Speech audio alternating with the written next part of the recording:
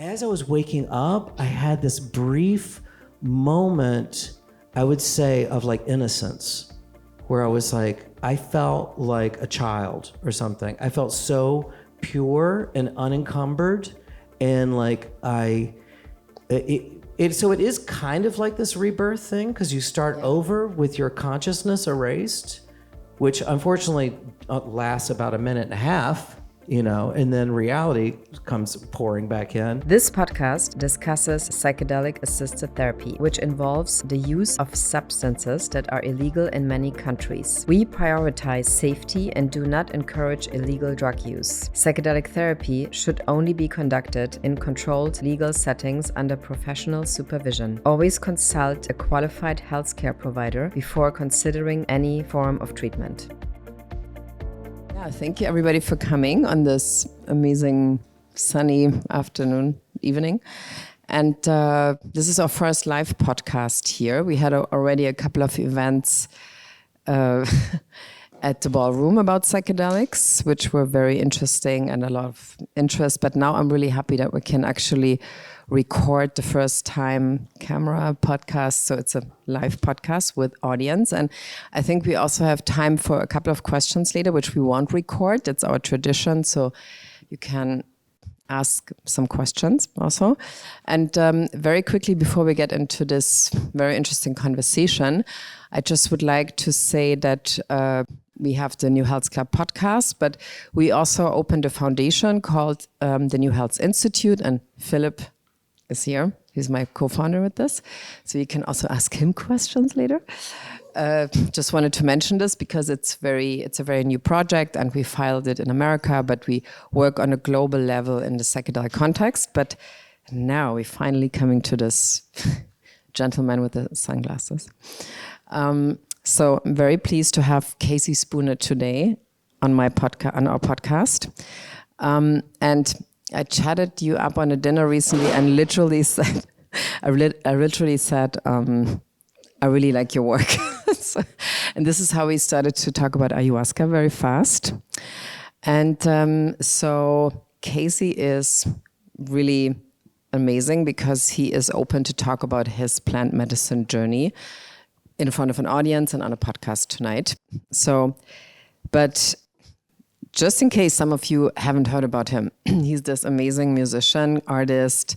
He had the band called Fisher Spooner. A lot of people might know this from the clubbing days in Berlin and the art world. Now he is performing as Casey Spooner in various contexts, and he can talk about this more. But I just want to start with a question. If you think about these early 2000s right now in Berlin, what comes to mind with you coming here at the time? Well, this summer is my 25th anniversary of coming to Berlin for the first time. I came July 2000. I performed at Kunstwerk and at a nightclub called VMF. And I came for a rather exhausting weekend. I had a tight schedule.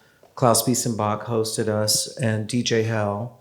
And it was also Love Parade. So I actually found a copy of the itinerary, so German, like every day, every hour, blocked out what I was doing. Inga Hampa's party, some party in this thing, some other event. And I just remember like the incessant beat and how I never got away from the sound of a beat for maybe 3 or 4 days. Like even when we would go and we were sleeping at Kunstwerk, kind of like a dormitory, and there was constantly a beat. And I literally was like, can I please get a break from the beat? That's my first memory. Very precise for that time. Yeah. So, but you kind of made the decision to stay connected to Berlin also somehow in these 25 years. I don't know if I chose it or it chose me. Well, we're going to talk about this. But so how did you make decisions at the time? How was your intuition working around before your psychedelic journeys? I mean, I'm very intuitive. I'm good at kind of trusting my intuition, and I think I have always. My mother was my art teacher, so from a very young age, she really encouraged a certain kind of creative independence, and it was never about doing something right. You know, it was never about like staying in the lines or executing something to meet some sort of standard. It was really always about kind of embracing like a creative impulse. So if anything, I'm too creative. I have too many ideas. I don't stop. So how did you make decisions at the time?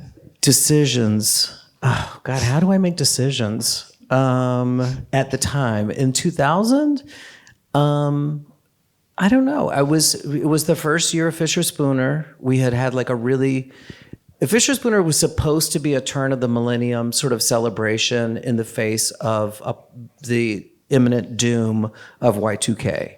So I was a very serious artist. I did very intense, difficult, abstract, experimental theater that took years to rehearse and was very obtuse and not very entertaining, but very intellectually satisfying. I described that work. I worked with this company called Eureka, and I said that I felt like when I was doing those performances, there were like windows where people could peek through the performance. They couldn't really understand everything. So I don't know, decisions, it's always just like a chain of amazing events that I have no control over. So you were kind of used to making decisions without the desire for control, I would say, right? Desire for control? No, I think I like momentum. And so we had a whole year. So basically, I thought that we would do a performance at the turn of the millennium, 1999, and then I would be done with this idea. But then it kind of it didn't stop. And Klaus approached us and said, would you like to come to Berlin and perform? And so, it's before social media. It's before everyone had a camera. It was like really like it was like going to the most mysterious place in the world. So I don't know. I guess I was always up for adventure. My choices are based on excitement, I would say. Okay. So, and at one point somebody introduced you to a possible psychedelic journey. And since you were Well, I have a very scattered drug past. Okay. That's very messy. Like I kind of did everything once badly. And then that kind of convinced me that I didn't need to do it ever again. So like the first time I did cocaine, it was a nightmare. Like stayed up all night long, went to train to be a waiter. It was living hell. And I was like, never doing coke again.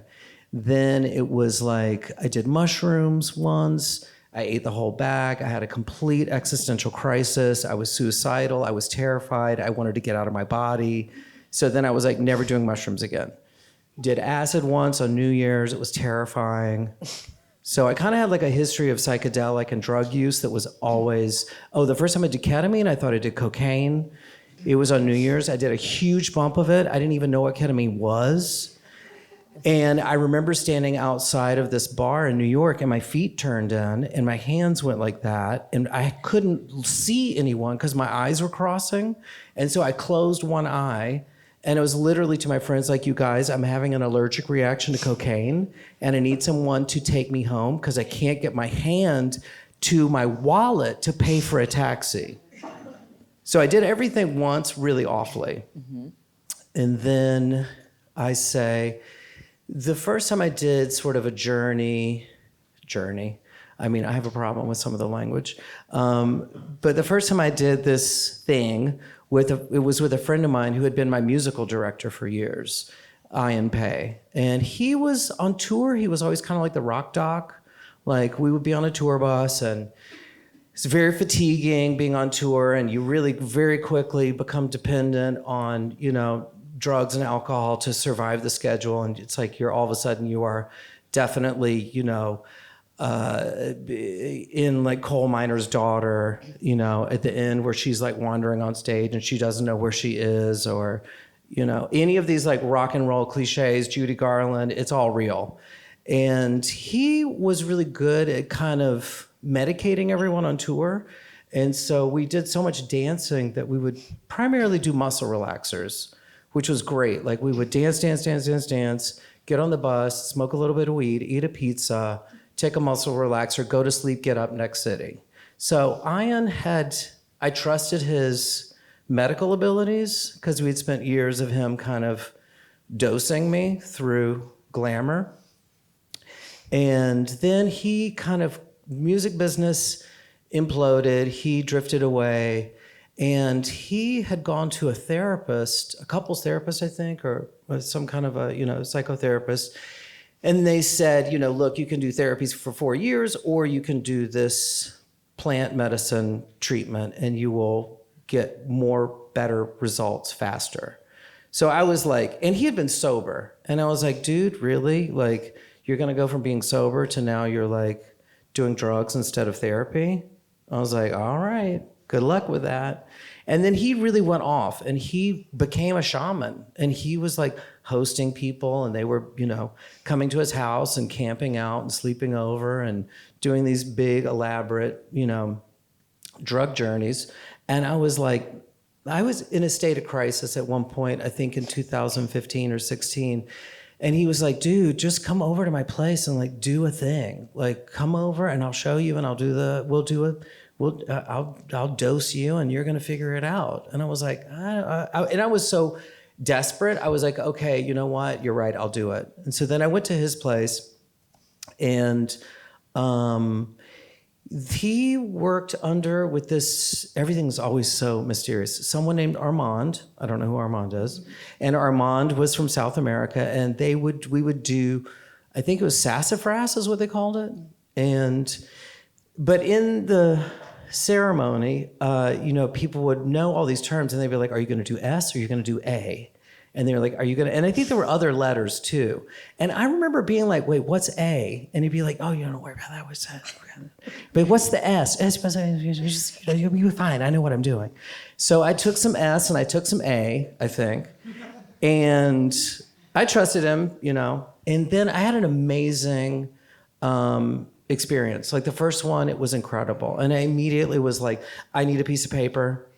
And I went in the corner and I started writing, and I wrote a list of like every relationship and every problem that I had and every solution. And I just went down that whole it was so satisfying. I was like, okay, mom, got it. Dad, great. Okay. Vanessa, Spelios, okay, we've got this handled. Went down. Turned the page, wrote the name of my ex-husband that I had just broken up with after 15 years, and it was blank. And it was the craziest thing. Like I had all these solutions for all these relationships. And then the one that was the most momentous and challenging and difficult to deal with, it was just like, whew. And that was like, in a weird way, like the resolution. I was like, oh, there's no conflict. There's there's nothing to do. But you Hold also, on, wait, I've got to finish more thing. Okay. And then what do they call it? The people that help you in the situation? The guides, basically. No, facilitator. Facilitator. That's it. I had a facilitator come over. And then the facilitator was like, oh my God, this is so wild. We've never had anyone write like this. And, I just wanted to look at what you're doing. And then they looked at the whole thing and they were like, well, this is great. You kind of like solved everything with all these other people, but what do you need? And I was like, whoa. So it's kind of, I had a good experience. But you also told me something very interesting with this, another list where you wrote down the solutions of a lot of problems, and then later on you forgot them again, the solutions to these problems. Hold on, that comes later. Okay, good. Okay. We're not there at this list. So that was my first plant medicine thing. Yeah. Okay. So, and then from there, so you had a good and very interesting experience. Yeah. And how did this basically, I know that the word journey is mixed, like some people like it, some don't. But your journey kind of started there. So where you started to look into other tools of mental health, making decisions. So what was the next step on your journey? I was pretty even keeled, I would say. I deal with difficult situations, and I'm good in a crisis, and I went through a lot of difficulty, but then I had a really, really bad 6 months at the end of 2019. And it really, I had a panic attack for the first time, and I didn't even know it. I thought I was actually having a heart attack, and I kind of resigned myself to death. And I was like, I had a good run. You know, I did good. I'm kind of, if I have to check out here, it's fine. I was in Berlin. I was staying in Prince Lauerberg. I was working on music. And I don't know what happened. It was like I just started to lose control of my body. I messaged with a friend of mine in LA, and he was like, you're having a panic attack. And I was like, really? And like, when I would hear people say that they had anxiety or panic attacks, I was always like, you're real, just like chill, like take an aspirin, like take a nap, like take a bath, like what's the big deal? So it was the first time I really lost control of my body. And I think that was also strange for me because I'm a performer, and it's like the one thing I always have is my body. And I have immense control over my body. Like I can go on stage in front of 50,000 people in my underwear at like 5 o'clock in the morning in Spain. Like why I can handle a lot.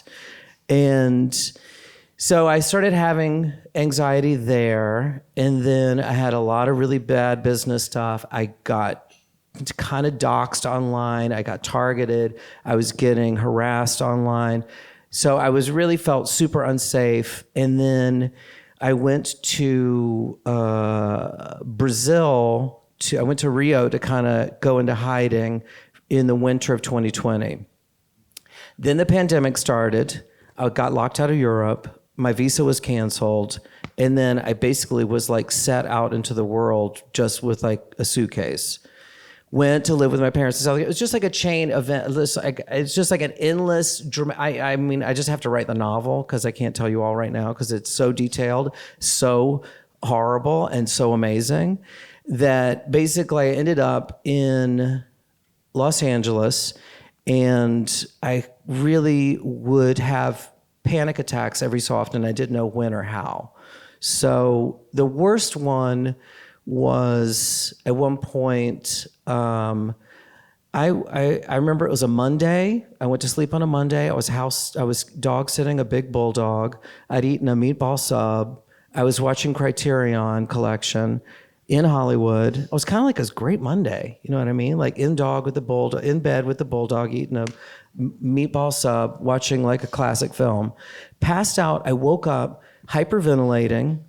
Thought I was going to throw up. Ran to the trash can to throw up. I didn't throw up. Then I was like hyperventilating like crazy.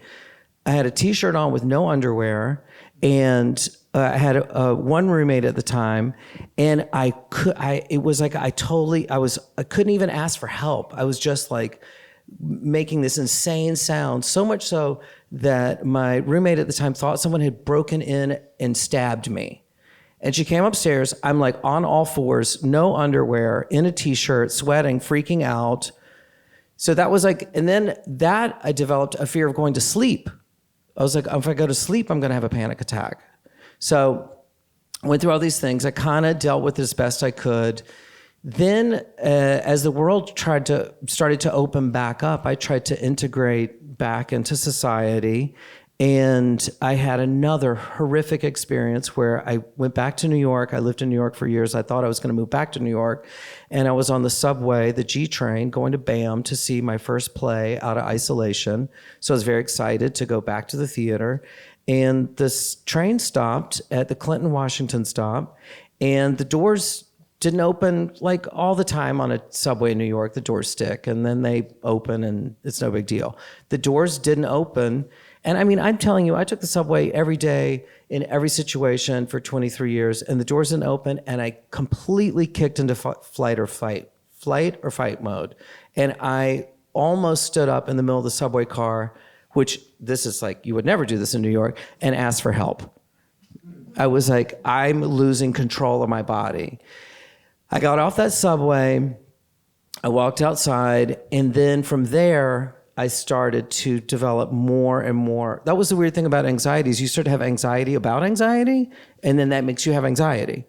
So I was like nervous about being in enclosed spaces. Then I started being unable to take elevators, couldn't go into tunnels, couldn't take subway, just like couldn't be in airplane, couldn't be in a city.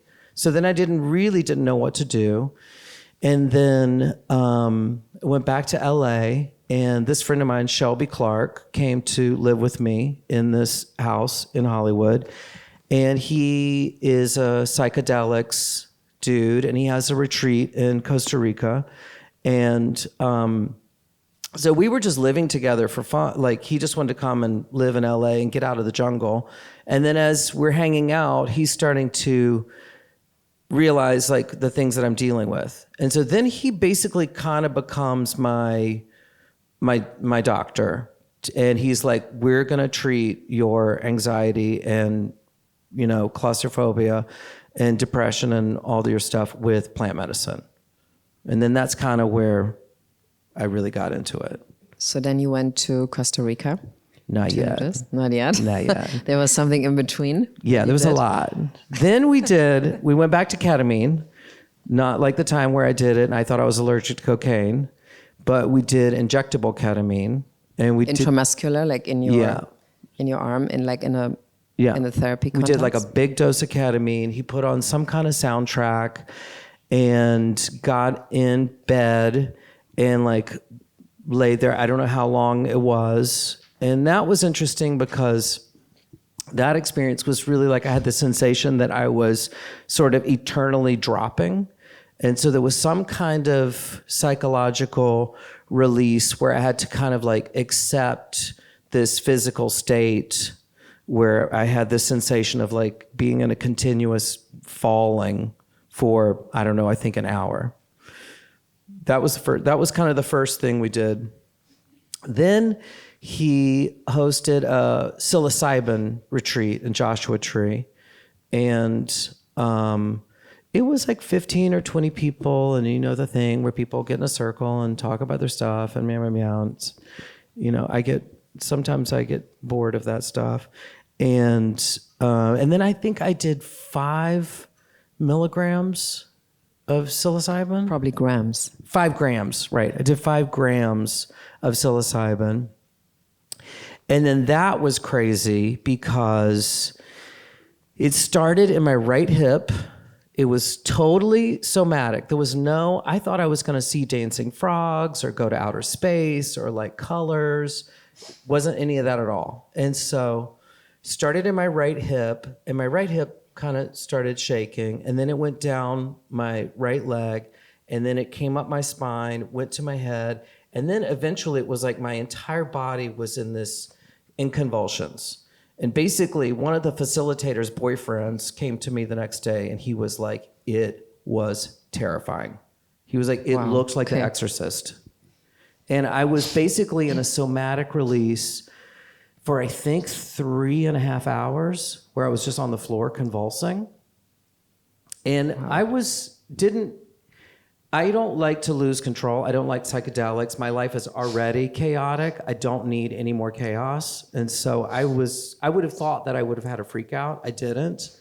And then, I felt like I was like an astronaut entering the atmosphere. Like it was just kind of like my body was releasing all this energy. And then a lot of the facilitators were scared too. Like they couldn't deal with me. Like I could tell one came over with like a teddy bear and was like, hey, are you okay? And I was like, I'm fine. Like, what? They didn't know how to interact. But right after this, how did you feel different in your body? Because you said your body is it's your most important tool to regulate your nervous system, to let go of negative feelings, maybe. So how did you feel right after this? Well, I thought I was going to be super fatigued. Well, I was super fatigued, and I couldn't eat. It was like I crawled to the kitchen and tried to eat broth. And it was like, I couldn't. And then everybody went off to like sing in a circle. And I was like, I'm going to bed. Good night.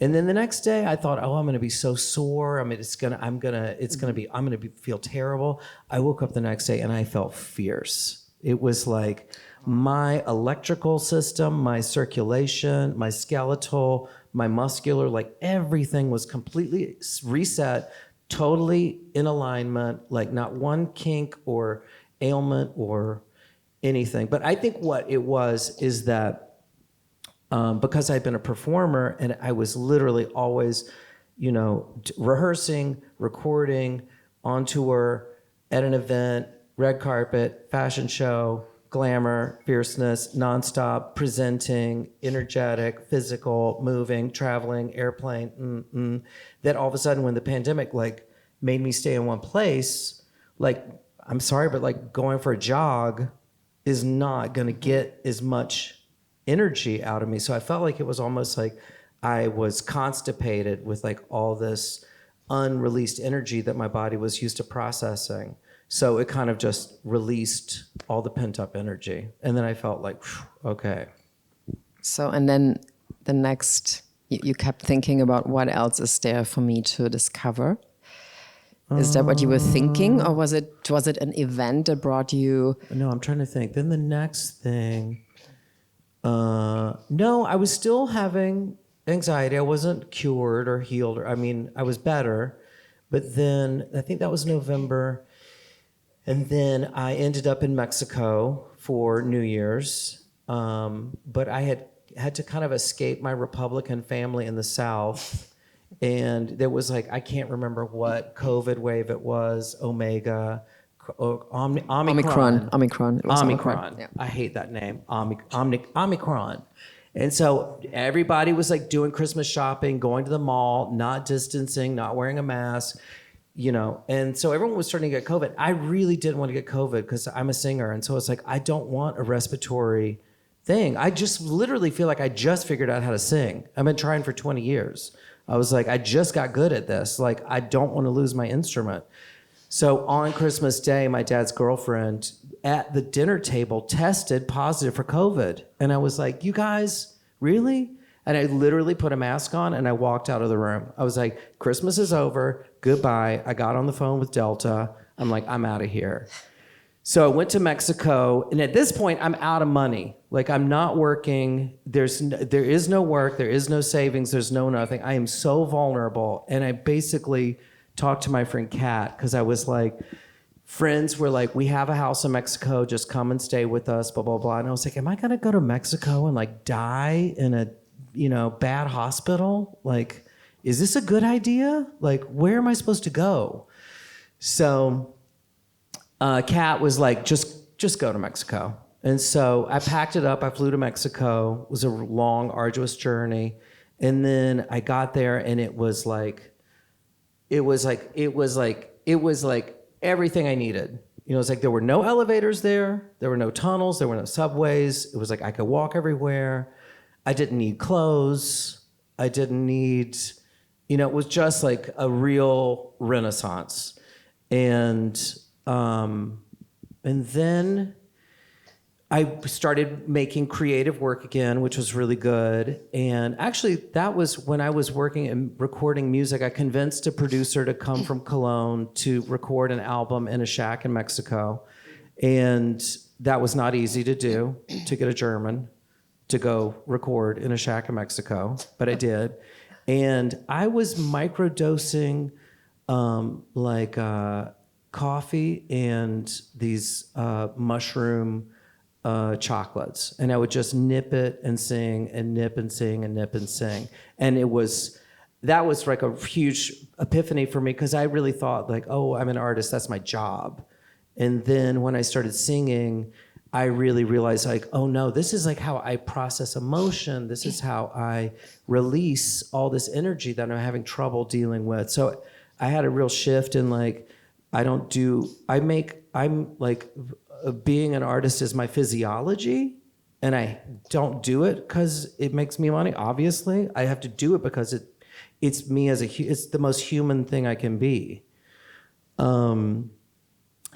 Then for my birthday, I was in Mexico. A friend of mine who's a shaman from Mallorca came, and he was like, for a birthday present, I'm going to give you a bufo treatment.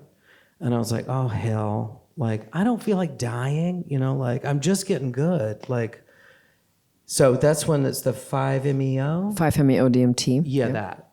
So they set up a whole thing and, had this pipe, and I smoked it. And actually, the first time I smoked it, it didn't work.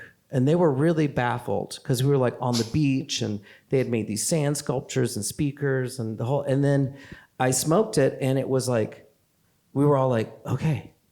And then he was like, are you feeling anything? And I was like, well, that bird looks kind of weird. And he was like, I don't know. That's not going to do. And then this crazy rainstorm came in, and we had to pack up from the beach, and we ran up to my little palapa, and we all like took showers and changed, and I got out of my clothes, and then we were kind of in this amazing little grass hut on top of the hill, and he was like, okay, let's do it again. And I was like, okay. And he was like, now set your intention, think about things. And I was like, girl, set my intention. I have such a problem with set my intention. If I could change one thing, set my intention. I have so many problems. Like, how am I supposed to set my intention? Like, and they're all interrelated. Like, it's like money, family. Like, how do you, And when everyone's like, so I had a problem. So you smoked again. So I smoked again. And I didn't really know what my intention was because I was like, honey, the list is long. Like, we would be here for an hour and a half if I went through this list. So then I hit the pipe again, and, he was like, you're going to go to outer space and blah, blah, blah. And I just went unconscious, and it went unconscious really fast. It was like, we smoked this thing, and then it was just like, I just blacked out. And then I woke up, and as I was waking up, also so amazing in this like grass hut to be there. It was like the perfect place. As I was waking up, I had this brief moment, I would say, of like innocence, where I was like, I felt like a child or something. I felt so pure and unencumbered, and like so it is kind of like this rebirth thing, because you start over with your consciousness erased, which unfortunately lasts about a minute and a half, and then reality comes pouring back in. But as I was like reemerging as this baby me, I did have two really clear thoughts that were pretty amazing. And one was that I'm letting go of all conflict. So I was like, okay, anything that's conflict based, I'm not dealing with, and I'm taking care of my parents. So having those two things just kind of like be like clear theses for me to live by really settled my intention crisis. And then you followed these two rules after this? Yeah, and then I kind of lived by those rules. So when I would start to like engage in a situation that was like, and I had a lot of difficult situations that were very major conflicts, I would just be like, I'm not going to solve it. I'm not going to think about it. It's just like, it has to just, be like some kind of fabulous denial that the universe will sort out without me. With 5-MeO, some people report that it feels like they're dying and come back as the person without the trauma, for example. Yeah. Did you have any feelings I would say like I this? had that for about 4 minutes. And I wish it lasted longer because it felt really good to be innocent again. But so it's kind of nice to sort of like I have a renewed memory of what innocence is like. So I think that maybe gives you a belief that you can return to that. Okay, so now you have this experience of 5-MeO, and then, some people say that you meet entities and metal angels, like some people say that they meet actual entities, and that changes their whole idea of their lives. But so you have your innocence experience? I didn't. It was, I just blacked out, and then I came back, and then I asked my friends, I was like, how long was I out? And they were like, oh, you were gone for like maybe 45 minutes. I was like, really? And I was like, did anything happen? And they were like, did anything happen? They were like, you were all over the place. We were massaging you. You were in convulsions. I was like, really? Joao, like a normal night in bed. Yeah, exactly. This I do is snore. your fiance, we should say. Yeah. Maybe. But let's say that's a very significant experience that people have with 5-MeO. Yeah. And it changes a lot of people's paths in life. So, but then you come back to ayahuasca, right? Then I'm leaving. I've been on the queer nudist beach for about 3 months. I've healed, I've reconnected. But I'm also getting bored. There's only paradise is. It's good. I got bored of living on a beach in paradise. Like, eating ceviche and guacamole every day, but I got like resort fatigue. It's just like Like in White Lotus, like in White Lotus, where a you bit like White Lotus, but I'd say a lot gayer. okay. And then towards the end of that trip, my phone got stolen. I fell offline. It was pretty amazing. I had like a solid 2 weeks with no phone. And the phone was really like everything. I didn't have a laptop, so I really dropped offline. And then kind of I had friends that were like, okay, we're going to take you off this beach because if we leave you, you're probably never going to come back. So I got sort of evacuated out of paradise. And then my friend Shelby was opening his queer psychedelic retreat called the Jungle Gayborhood in Costa Rica. And it was his birthday.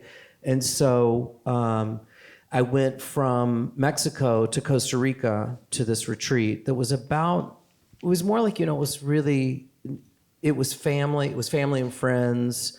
It was about a week to 10 days.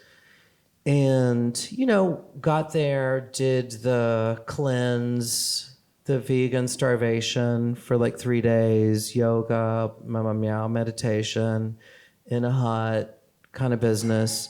And then did ayahuasca. And I really was like, ugh, I don't, do I really want to do this crazy hardcore thing? But because it was Shelby and because it was in nature and it was just, I was like, okay, if you're ever going to do it, this is the time to do it.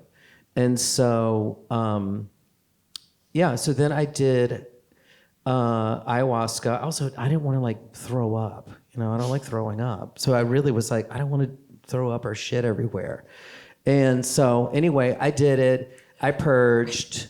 It was actually awesome. I felt great. And it also felt like a psychic cleanse. Like all the people that I hated, I was just like shitting them out. I was like, yeah, fuck you. I was shitting on them and they were getting out of me at the same time. And so I shit and shit and shit like a fucking rocket. And then I was walking from the toilets and I was walking back to this like gorgeous, amazing, kind of like this, like a big round room that was like amazing in the jungle. And then I saw sacred geometry in the clouds. And I was like, whoa.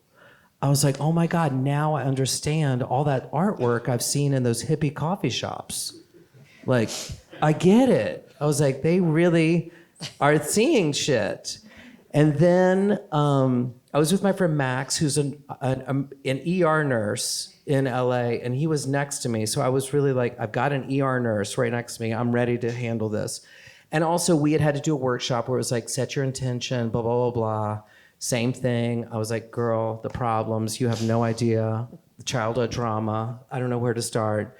So I wrote a list of things and then I did my second dose and then it really hit. And I was like, my nightmare drug situation literally happened where I was confronted with like my core anxiety. And it wasn't attached to anything. It had no logic. It was literally just a feeling. And the feeling was like complete and absolute terror, disembodied from anything, no way to approach it or reason with it. And I was literally in my body, trapped in total terror. I tried to ask for help. I could hardly get my hand up. I got my hand up. Nobody saw me. I couldn't ask for help. And so I was really like immersed in this like horrific, endless, I didn't know if it was 5 minutes. I don't know if it was an hour. It was living hell. And so I had to literally stay in this kind of, disembodied, emotional, internal hell. And then at a certain point, hell passed.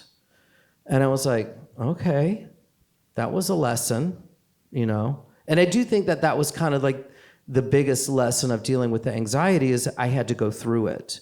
And then once I went through it and nothing happened, then it sort of like psychologically rewires you to be like, okay, you're going to have these feelings. They aren't going to be connected to anything. You can't rationalize it.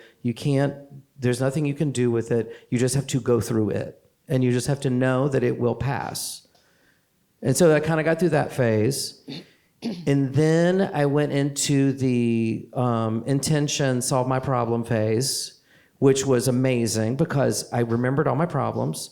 And I started going through, and it was like, I was like, solution, solution, solution, solution. I solved everything. I was like, storage space, right, done, boom. Okay, right, mom. You know, it was like, I got everything handled. Didn't write any of it down this time because I couldn't get there and I couldn't ask for it. And then that was cool because I feel like even though I didn't remember what the solutions were, when I came back, I knew that there were solutions. And so that gave me a certain peace of mind knowing that like, if I figured this out once, I can figure it out again, you know, when I'm not high and pooping.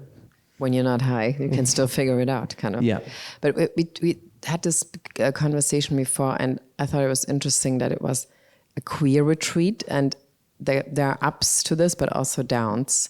And there are in the psychedelic world a lot of, you know, let's say specialized retreats are starting to happen, like women's retreats, queer retreats, more like people from like. This was pretty mixed. It was like it was mixed, okay. Yeah, But you said I mean, his mom wasn't there, but his sister was there.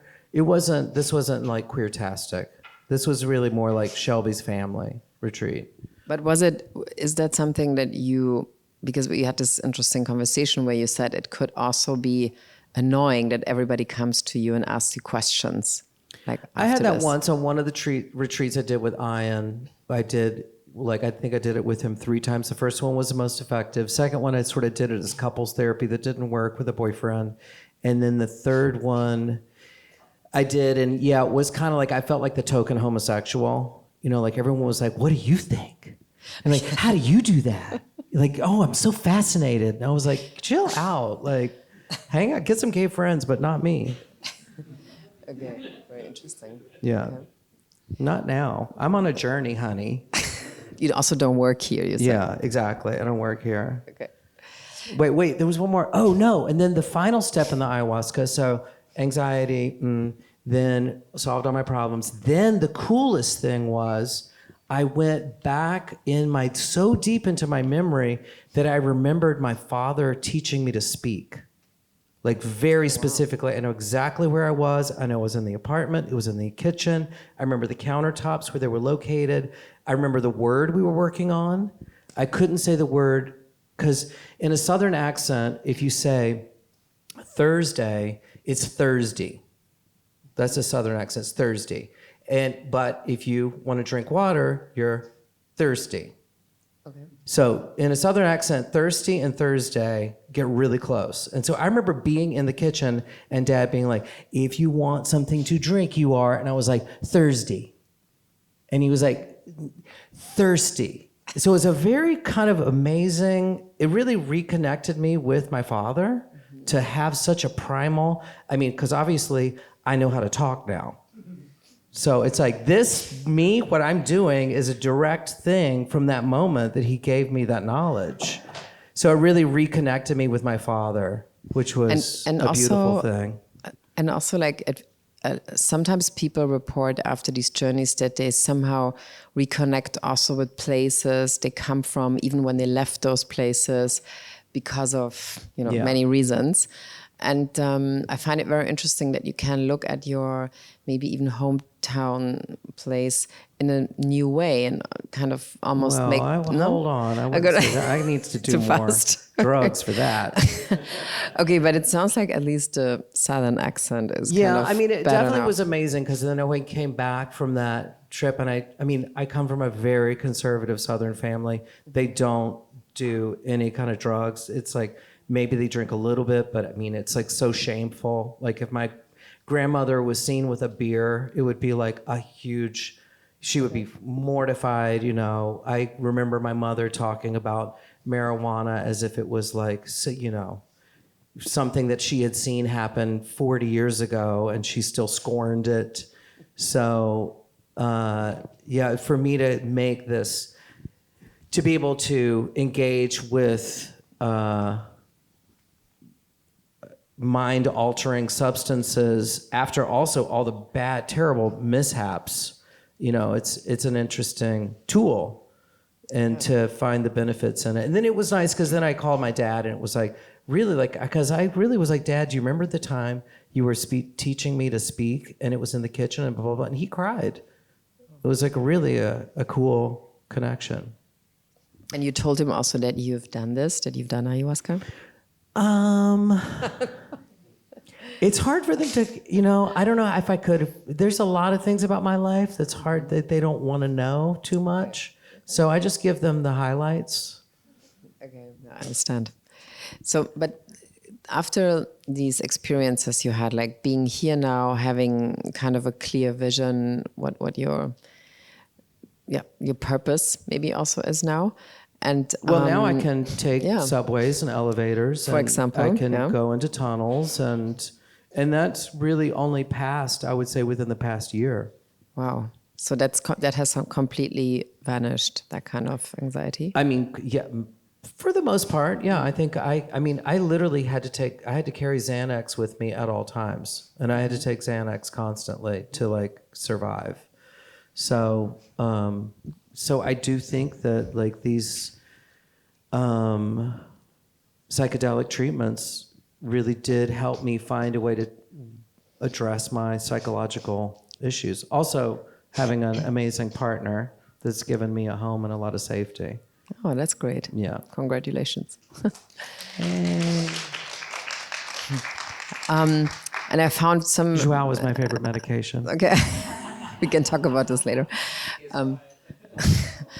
But one last question. I read this very interesting quote of you in a GQ interview recently where you said that you rather like to be closer to the center than in the center. Or like you like to be close to the center where things happening, but necessarily you don't want to be the center. And I thought it was very interesting because a lie. It's It sounds like a big lie. You want to be the center, still want to be the center. With the mic, okay. Drinking a margarita. Well, I mean, I hate it, you guys. Can I sit on the side?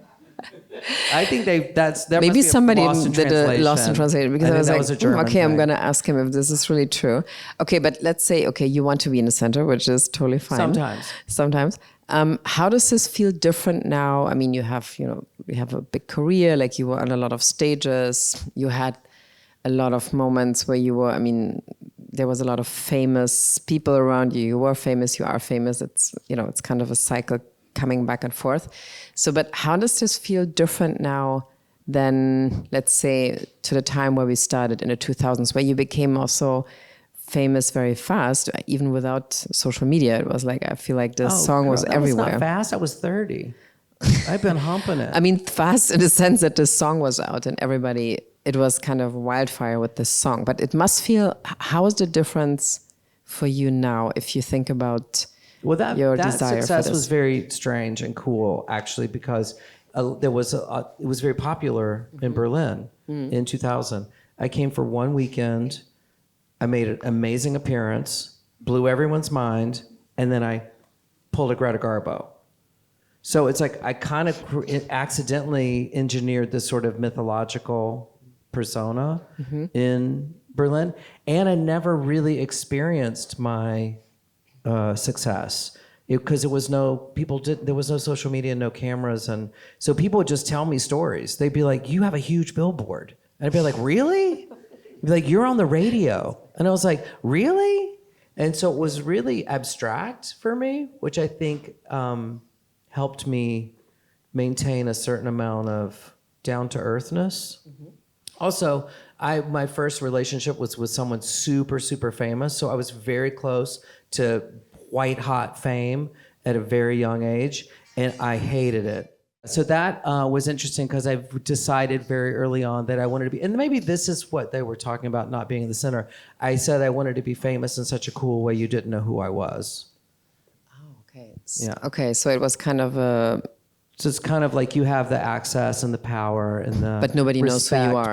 But you can actually go to the grocery store. Okay. But this is over now, as in Berlin. Yeah, this is everybody over. knows who you I don't want to go to the are. grocery store anymore. So I'm ready to be in the center. You are in the center. Retirement plan. So we have maximum time fame. for one or two questions maybe from people. Okay. If you have questions to this Thank you for your openness. I really appreciate it. It's very difficult for me. I feel it. I can feel it. Thank you very much. I really love this conversation. Please give an applause to Casey. Thank you for listening to this episode, and thank you for listening to the show. If you want to know more about how we fast-track psychedelic destigmatization, please head over to the New Health Club podcast on Apple or Spotify. There are many episodes talking about several substances, several treatments, several ways how psychedelics can be used these days. You also find us on Instagram under the New Health Club. But if you want to know more about our nonprofit foundation, the New Health Institute, please head over to www.thenewhealthinstitute.org. Of course, we are here on Instagram too, under the New Health Institute. Very important to me is also that you subscribe to our newsletter on Substack. Please look for the New Health Club.substack.com. This is very important to me because we really start to build right now a media platform on Substack around psychedelics and new health topics. And of course, we would love your support on this and love if you subscribe. Love if you tell other people, your friends, your family, your community, so we can really kick off this endeavor and actually have another place, another platform next to the podcast where we can get you information and education around psychedelics.